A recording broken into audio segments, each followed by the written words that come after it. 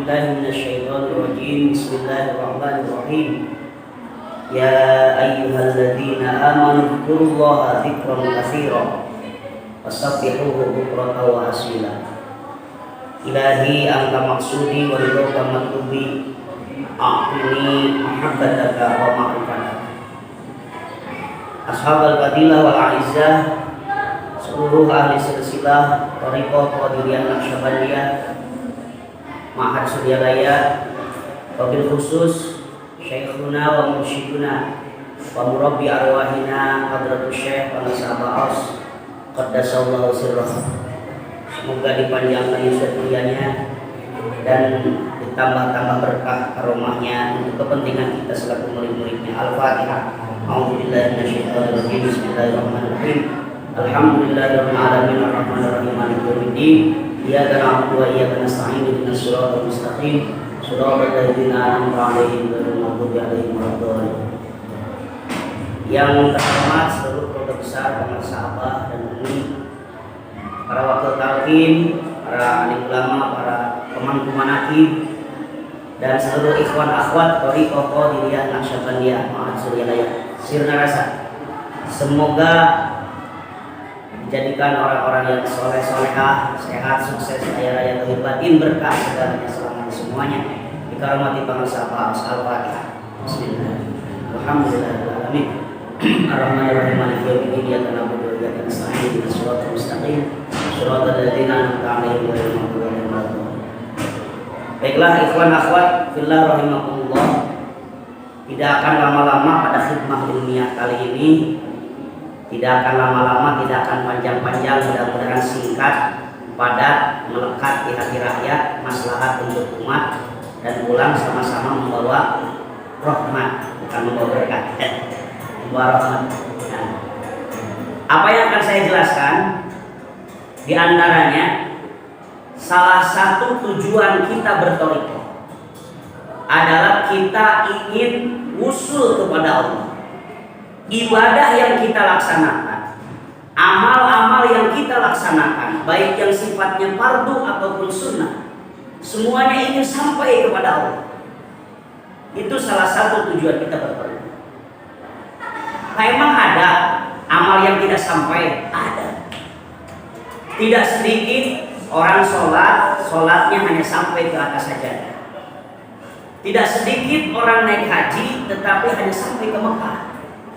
Tidak sedikit orang berpuasa tetapi hanya dapat lapar dan haus, tidak sampai kepada Allah Subhanahu wa ta'ala. Kenapa terjadi demikian?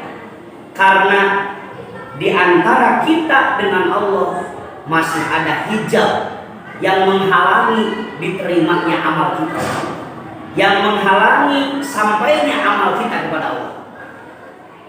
Nah, thariqah itu, kenapa kita berthariqah, punya guru mursyid? Itu salah satunya adalah untuk menyingkirkan hijab-hijab itu, untuk menyingkirkan penghalang-penghalang yang bisa menghalangi amal kita tidak sampai kepada Allah. Nanti kita akan bahas caranya bagaimana. Yang sekarang akan saya jelaskan apa hijab itu. Nah, hijab yang bisa menghalangi amal kita tidak sampai kepada Allah itu apa saja? Di antaranya, kalau saya baca dalam kitab Hikam, Syekh Ibnu Athaillah As-Sakandari, beliau mengatakan bahwa di antara hijab yang bisa menghalangi sampainya amal kita kepada Allah adalah di antaranya al-awsaf al-basyariyah al-mazmumah, yaitu sifat-sifat manusia yang tercela. Nah, ini harus. Ketika seorang manusia di dalam dirinya memiliki al-awsaf al-basyariyah al-mazmumah, sifat-sifat manusia yang tercela, maka itulah yang bisa menjadi hijab sampainya amal kita kepada Allah Subhanahu wa ta'ala. Apa saja hadirin sifat-sifatnya itu? Nah, kita akan bahas. Ada manaqib online ini. Sekarang semua sudah serba online. Alhamdulillah. Manaqib online. Semuanya serba online. Alhamdulillah. Jadi serba mudah. Apa saja di antara sifat-sifat manusia yang tercela yang bisa menjadi hijab amal kita sampai pada Allah terbagi dua. Yang pertama ada al-awsaf al-basyariyah al-mazmumah al-dhahirah. Sifat-sifat manusia yang tercela yang bersifat dohir. Seperti apa? Dalam kitab Hikam menjelaskan kal ghibah, seperti ghibah. Apa ghibah itu? Ngegosip, ngomongin kejelekan orang lain. Kata orang Sunda, ngomongin batur. Itu bisa menghalangi amal kita sampai kepada Allah. Padahal yang namanya ghibah, ngomongin batur, membicarakan orang lain itu, masya Allah, hobinya manusia itu. Setiap kali ada perkumpulan, setiap kali ada riungan, pasti di sana ada ghibah. Padahal mohon maaf, ghibah, membicarakan kejelekan orang lain, itu dosanya besar sekali. Dalam sebuah hadis dinyatakan, iyyakum wal ghibah, fa innal ghibah asyaddu minaz zina. Takutlah kalian terhadap ghibah, gosip, ngomongin kejelekan orang lain, karena ghibah dosanya lebih besar daripada zina. Masya Allah. Alhamdulillah. Lebih besar daripada zina. Padahal sering kita saksikan ya, setiap kali riungan pasti ada ghibah. Contoh kecil nih, contoh kecil. Ketika kita menyaksikan akad nikah, yang nikahnya jadi ibadah, tetapi kita yang hadirnya jadi dosa gara-gara ghibah. Contoh pengantin laki-laki belum datang, kita sudah pegal nih, nunggu. Udah ngegosip pengantin laki-laki. Lama amat nih pengantin. Ganti aja ganti. Contreng satu dosa ghibah. Begitu datang pengantin laki-laki, selamat datang para calon pengantin pria di tempat kediaman calon pengantin wanita. Udah ghibah lagi kita. Loh kok pengantin laki-lakinya kayak gitu ya? Kok mau-maunya dia nikah sama dia? Kalau perempuannya cantik, putih, kok laki-lakinya pendek, kecil, hidup lagi. Ghibah 2 kali. Pas akad nikah, saya terima nikahnya Neng Ai, putrinya Bapak Adroni, untuk diri saya dengan mas kawin 4 kg besi dibayar tunai. Udah ghibah lagi, Bapak nggak ngemodal ya mas kawin dengan besi. Pas beres nikah, beres akad nikah, mangga kepada para tamu supaya mencicipi hidangan ala kadarnya. Udah ghibah lagi nih. Udah ghibah lagi. Kok bos lauknya hanya dengan kentang aja? 4. Pas prasmanan ada yang ambil nasi 7 centong, udah ghibah lagi. Wah, itu tinggali kokoro manggih mulut. Undangan cuma 20.000, nasinya 7 centong, masya Allah. Udah 5 kali itu dosa ghibah. Apalagi kalau menggibah dalam hal ibadah.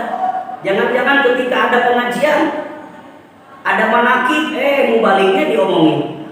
Mubaliknya gak asik, awas itu bisa merusak amal kita sampai kepada Allah. Itu adalah al-awsaf al-basyariyah al-mazmumah, sifat-sifat manusia yang tercela, al-dhahirah, yang bersifat dhahir. Itu yang pertama. Contohnya lagi apa? Wan namimah, mengadu domba, kemudian wal qatli, membunuh dan sebagainya. Itu adalah sifat-sifat manusia yang tercela yang bersifat dhahir. Yang kedua, yang bisa menjadi hijab itu adalah al-awsaf al-basyariyah al-mazmumah al-batinah. Sifat-sifat manusia yang tercela yang bersifat batin, enggak kelihatan, adanya di dalam qalbu. Seperti apa? Kal kibri, seperti sombong, takabur, sombong. Kal ujbi, seperti ujub, membanggakan diri, mentang-mentang paling kaya, mentang-mentang paling ganteng, mentang-mentang paling cantik, merasa diri paling hebat, ujub.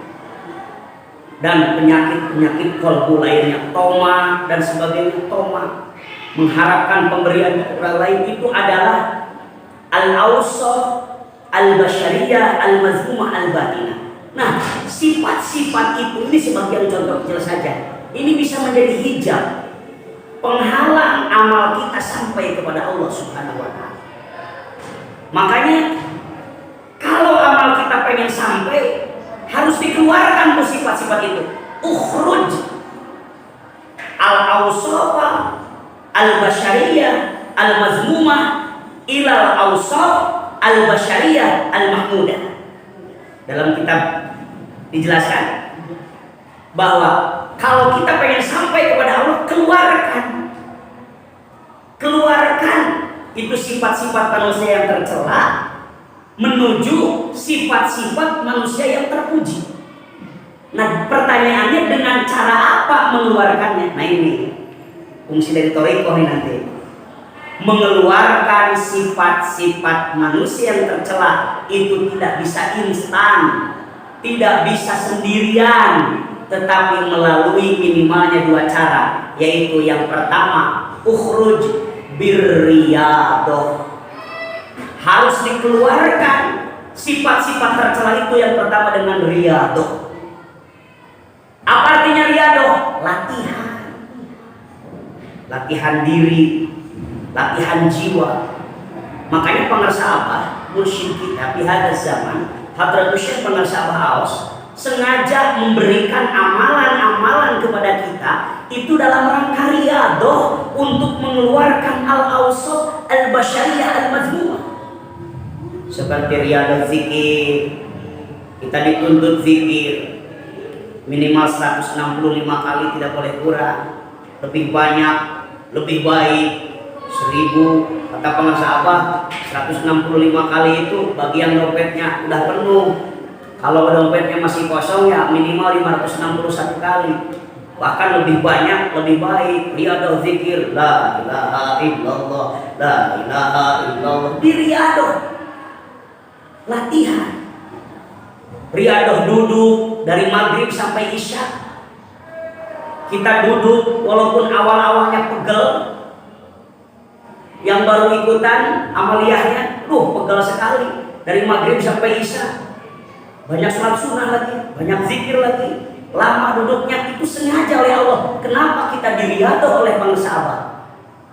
Dari maghrib sampai isya, sampai beres amaliyah isya, kita tidak pergi kemana-mana. Duduk di atas sajadah. Itu duduknya saja sudah riyadah, latihan. Latihan duduk lama. Kalau yang belum terbiasa kan, pegel. Memang yang namanya amaliyah itu pertama kali harus dipaksa. Kalau sudah dipaksa, lama-lama akan terbiasa. Kalau sudah terbiasa, lama-lama akan menjadi cinta. Kalau sudah cinta, tidak mau berpisah dan meninggalkan selamanya. Kalau orang sudah cinta amaliyah musyrik, sudah cinta zikir, sudah cinta wirid, ketinggalan sekali saja, Masya Allah, sudah merasa ditinggal sang kekasih. Serasa ada jiwa yang hilang. Makanya oleh penasihat itu diriyadah, latihan. Diriyadah sholat awal waktu, oleh penasihat apa? Sholat awal waktu, mal susah seumur hidup. Kenapa Abah menunjukkan ikhwan akhwat sholat awal waktu? Riyadah, latihan. Untuk apa? Itu untuk mengeluarkan sifat-sifat tercela kita. Harus latihan. Riyadah melek, latihan mengurangi tidur. Dilatih, kata pengarsa apa? Tidak ada orang yang hebat, yang ada hanyalah orang yang terlatih. Contohnya mursyid kita pengarsa Aos, beliau tidak tidur, beliau amaliyahnya tidak pernah tertinggal. Kenapa bisa istiqomah seperti itu? Hasil riyadah, latihan. Sehingga pengarsa apa? Adalah orang yang sudah terlatih. Kalau sudah terlatih tidak tidur, ya tidak ngantuk. Seperti pengarsa apa? Sudah terlatih tidak tidur, matanya biasa-biasa, seger aja. Beda dengan kita yang belum terlatih tidak tidur, malamnya melek, besoknya balas dendam subuh sampai asar. Kalaupun nggak balas dendam, matanya bengkak, pusing, nggak tidur semalam. Kenapa? Belum terlatih. Tapi ketika terlatih, makanya pemirsa Abah memberikan riado minimal malam Senin dan hari Senin, malam Kamis dan hari Kamis melek, isi dengan amalia riado itu riado. Jadi apapun yang diberikan oleh pemirsa Abah, amalia-amalia mursyid yang diberikan oleh pemirsa Abah itu dalam rangka meriadoh kita, melatih diri kita dalam rangka untuk mengeluarkan sifat-sifat tercela diri kita agar amal kita sampai kepada Allah. Riadoh. Awas, yang masih berat riadohnya tambah lagi. Yang sholat berjamaahnya masih ketinggalan, enggak awal waktu, tingkatkan lagi riadoh awal waktunya. Yang zikirnya masih merasa malas, tingkatkan lagi riadoh zikirnya. Yang sholat sunnahnya masih belang-belang, tingkatkan lagi riadoh sholat sunnahnya, agar kita bisa mengeluarkan diri kita seperti pemirsa Abah. Sudah tidak ada sifat tercela dalam dirinya. Coba kita lihat, kita sobat pemirsa Abah, melihat wajahnya mengingatkan kita kepada Allah, melihat amalnya menambah cinta kita pada akhirat, ucapannya menambah ilmu. Orang ngomong kalau bawa wadul ngubrus apa bohong, cek orang Sunda ngahun tuh kurang aja lengkap. Masya Allah. Itu ayat orang luar negeri ngantri ngahun tuh dia. Ngahun tuh. Orang mah ngobrol bang wadul, bang ngahun tuh.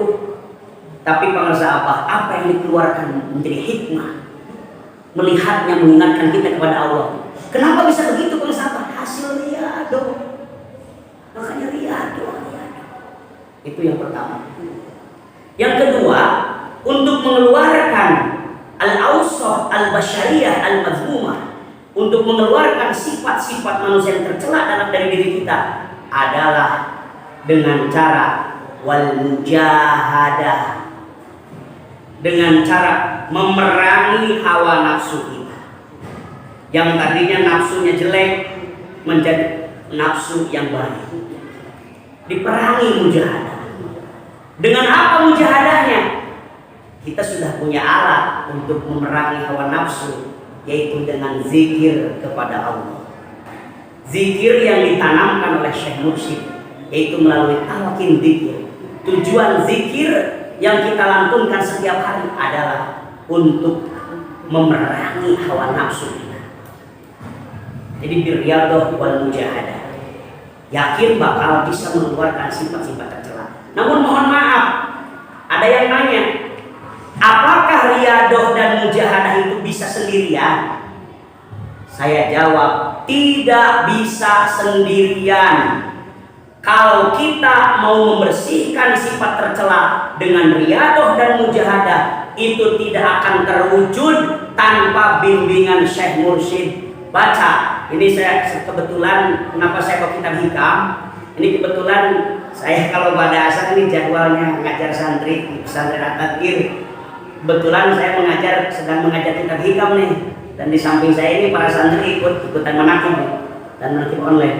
Nah ini dalam kitab hikam dijelaskan bahwa wala yakunu fil ghalib illa biyadi syekh kamilin nasihin.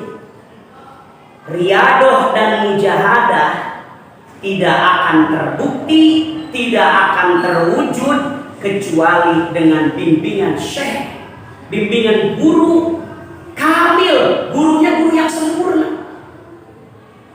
Yang sempurna itu apanya? Yang sempurna ilmu dohirnya, sempurna ilmu batinnya. Nah, kalau kita, memang model saya oleh anak santri disebut guru karena mengajar, tapi nggak kamil. Kenapa? Waduh, masih belum sempurna, jauh dari kesempurnaan. Tapi kalau pemirsa Abah Aos adalah syekh kamil. Makanya dalam thariqah guru mursyid itu hanya satu, syekh kamil. Kita walaupun para wakil talqin bukan guru, murid sama.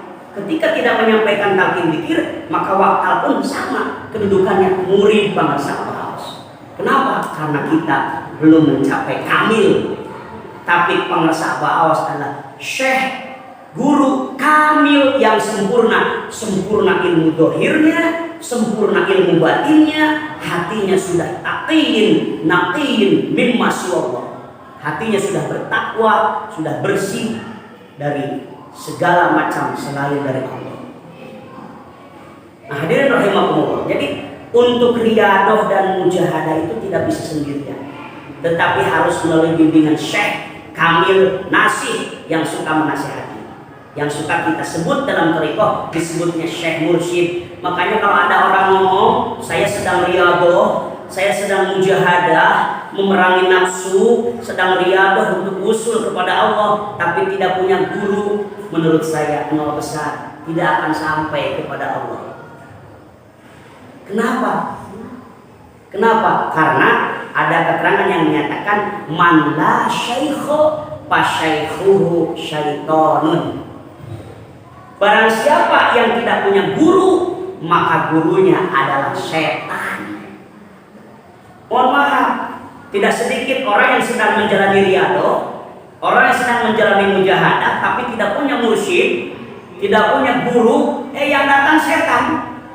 Khawatirnya khawatir syaitonia. Mohon maaf, karena ke hati kita itu ada khawatir, bisikan, ada khawatirul mulki, bisikan Tuhan, ada khawatirul syaiton, bisikan setan. Nah, kalau ada orang sedang menempuh jalan sufi, sedang melakukan riyadah, melakukan mujahadah, ingin membersihkan diri, tapi tidak dibimbing oleh guru mursyid yang kamil, maka gurunya adalah setan. Akhirnya banyak sekali atau tidak sedikit ada orang yang sedang riyadah dan mujahadah, tiba-tiba ujung-ujungnya jadi ngaku nabi. Oh, saya adalah nabi, saya adalah nabi. Masa ada nabi, ada lagi nabi setelah Nabi Muhammad? Tapi tidak ada nabi ya ba'di, tidak ada lagi nabi setelah Nabi Muhammad. Ini gara-gara gurunya setan akhirnya ngaku nabi. Ada yang ngaku nabi, namanya siapa lah, nggak tahu.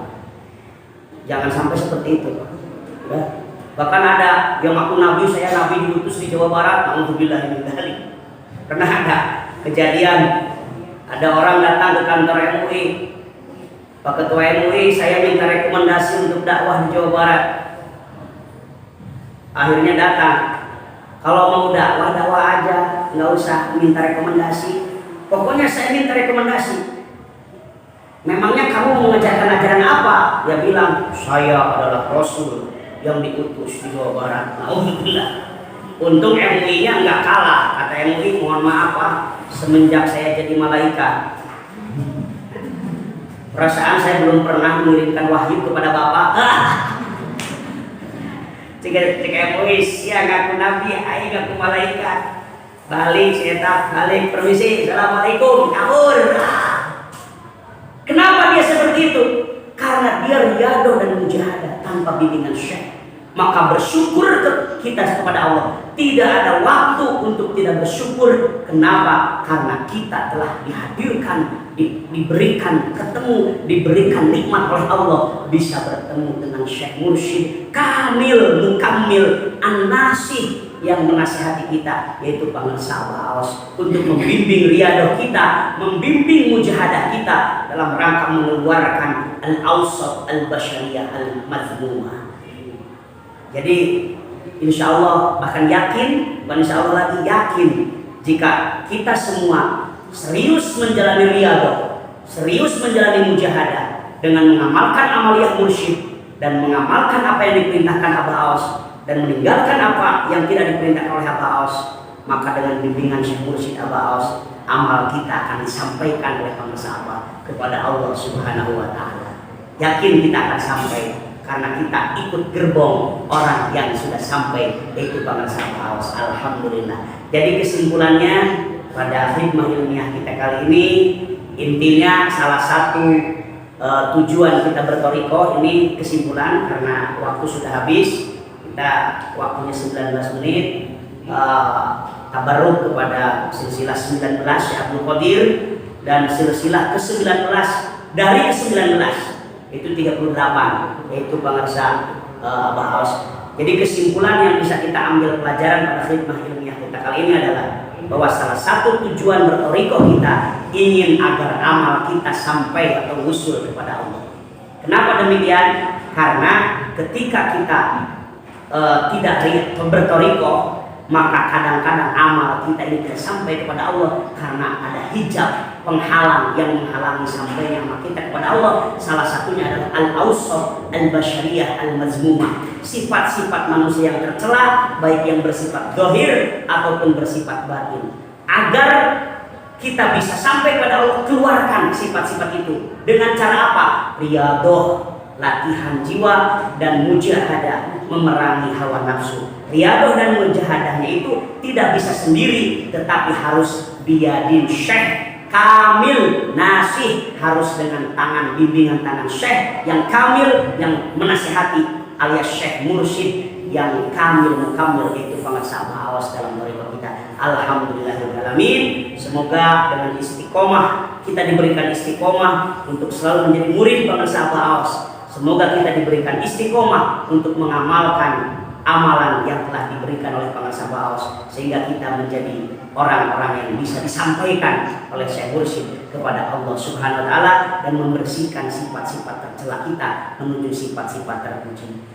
Itu saja yang dapat saya sampaikan. Saninten buah saninten diical di Parapatan, hapunten api hapunten pilih aya Kalapatan, kuntilanak naik sepeda nabrak batu. Sebenarnya lidah masih ingin berbicara, namun sayang tidak cukup waktu. Buah jeruk, buah kadondong, buah rambutan, itulah nama buah-buahan. Wallahul muwaffiq ila aqwamit thoriq. Wassalamualaikum warahmatullahi wabarakatuh.